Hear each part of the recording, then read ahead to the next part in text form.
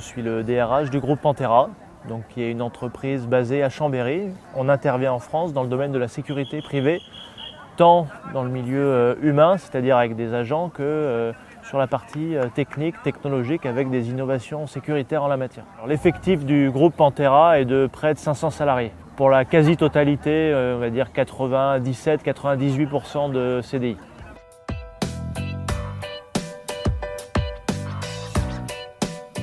Aujourd'hui, un de nos principaux enjeux, c'est l'attractivité, à la fois de nos entreprises et de nos métiers.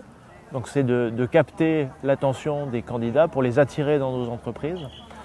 Ensuite, on arrive plutôt sur des thématiques pour renforcer le sentiment d'appartenance, pour engager et fidéliser le salarié. On fait vraiment un focus là-dessus.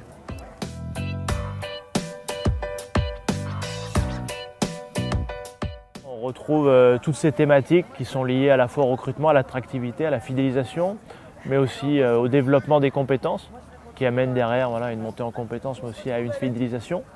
Aussi à la prise en compte des nouveaux métiers qui arrivent, notamment liés à l'intelligence artificielle, qui fait beaucoup parler. Une étude était sortie il y a quelques années sur les nouveaux métiers qui allaient émerger en 2030. À l'époque, ils estimaient ces nouveaux métiers comme inconnus. 80% des métiers seraient inconnus en 2030.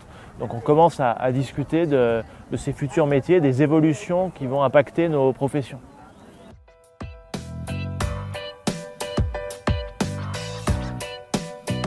Aujourd'hui, on a très peu de recul sur la retraite, donc sur cette réforme des retraites qui va être mise en place, qui va commencer à impacter les gens au mois de septembre. Je voudrais juste dire que nous, une fois que le salarié part à la retraite, ça nous arrive de plus en plus d'embaucher les gens après la retraite. Voilà. Donc, dans la quasi-totalité des cas, c'est un souhait de leur part. Donc souvent, c'est des temps partiels. Ils souhaitent continuer à maintenir une activité et avoir un complément de revenus.